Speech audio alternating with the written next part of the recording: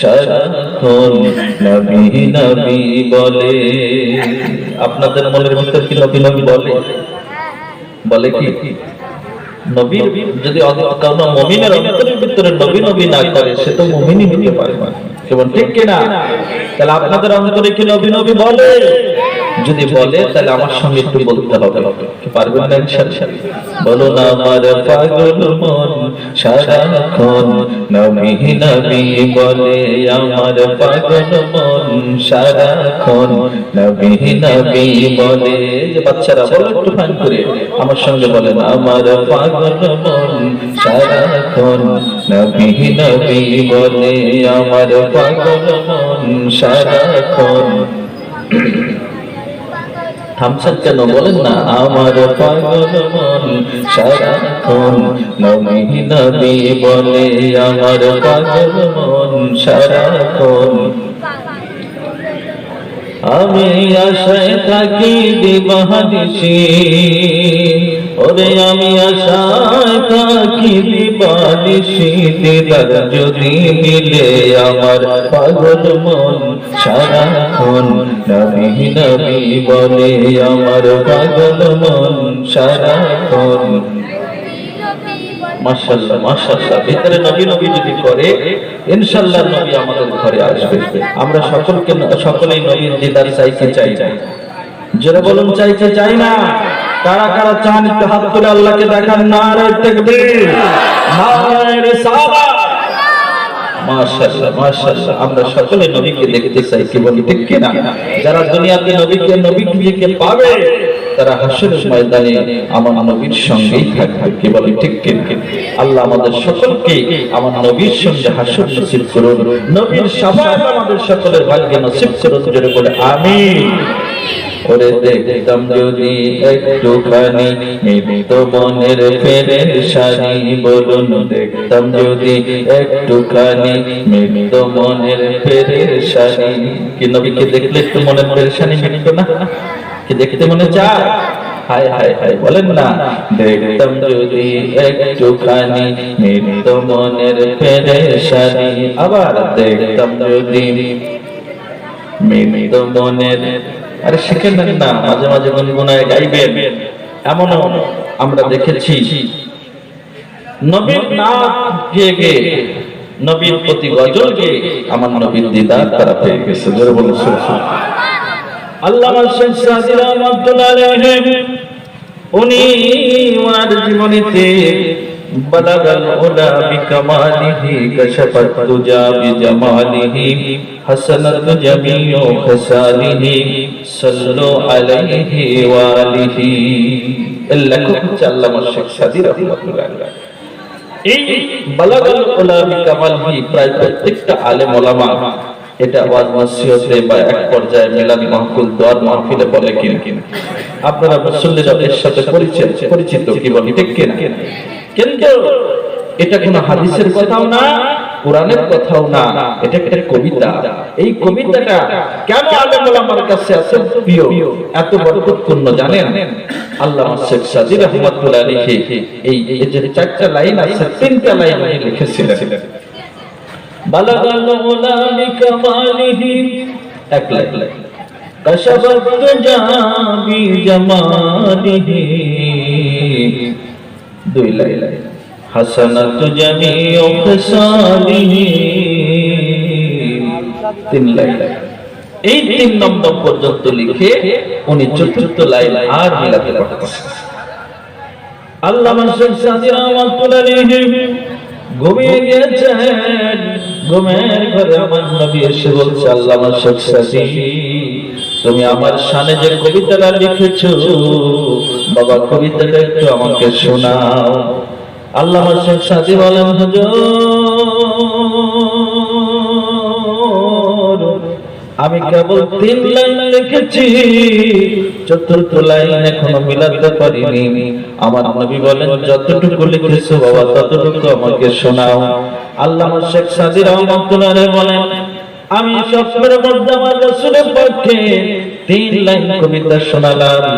বালাগাল উলা বিকামালিহি, বলেন না, বালাগাল উলা বিকামালিহি كشفت تجا بجماله حسنت جميع خصاله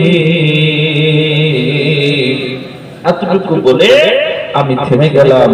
আমার নবী বললেন আল্লামা শেখ সাদী থামলে কেন? বলো বাবা বলো।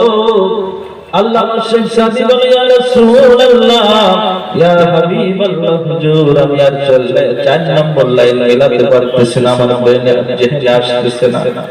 আমার নবী বললেন শেখ সাদী তাহলে আমি নবী বলে দিচ্ছি তুমি লেখো সাল্লু আলাইহি ওয়া আলিহি।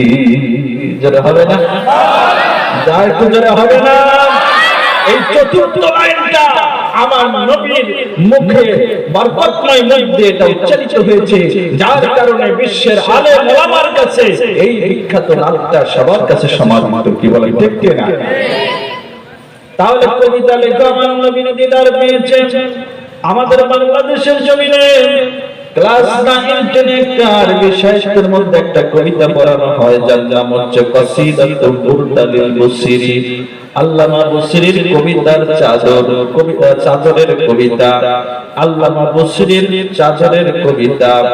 ওই কবিতার মধ্যে আমরা পড়ে দেখেছি আল্লামা বুসিরি নামে ইরাকের জমিনে একজন কবি ছিলেন।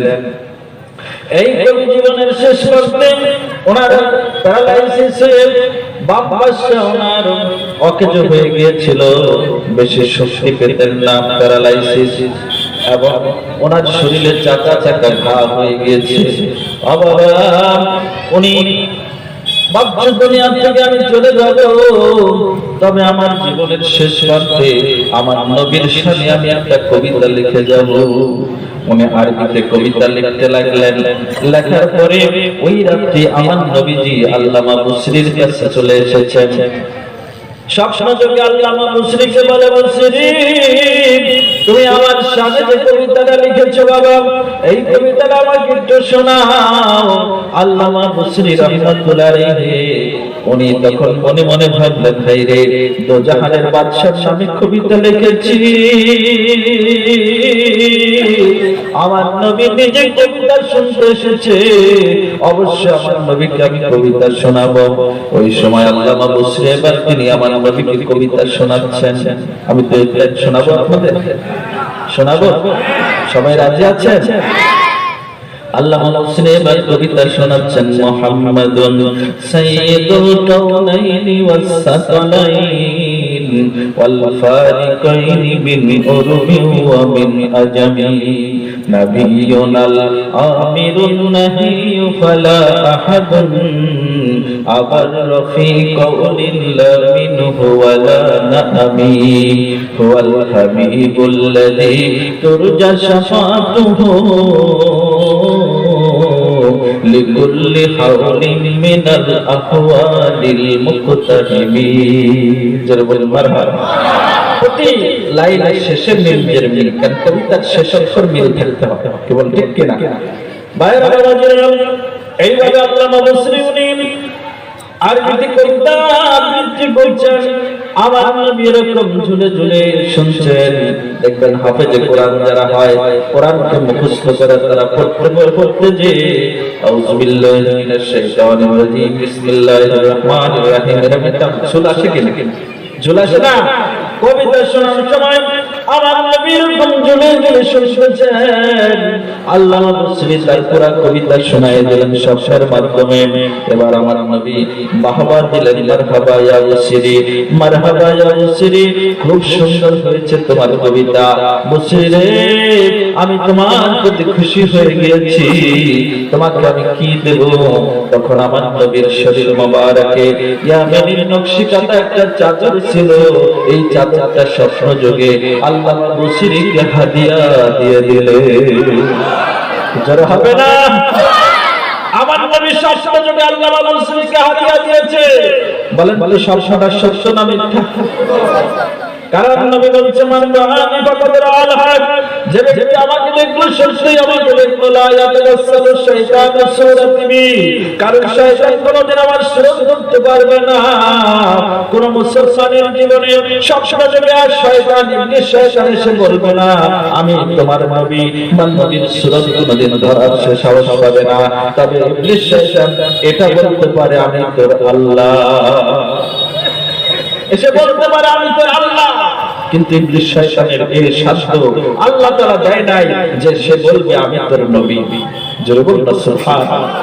আল্লাহ তার হাবিবকে কতটা ভালোবাসেন যে আমার নবীর সুরত খবরদার ধরতে পারবি না, আমাকে নিয়ে পাগলামি কর কিন্তু আমার নবীকে নিয়ে পাগলামি করিস না, আমি আল্লাহ বরদাস্ত করতে পারি। কেবল ঠিক কিনা? কয়ে বাঘ লাইলো, বাঘের বাচ্চা লাইলো, কথা আছে না? আপনি এমনি কুকুরকে মুগুর পিটা দিবেন, খাইতে দিয়ে মারবেন, কুকুর দেখবেন ঘেউ ঘেউ করে সরে যাবে।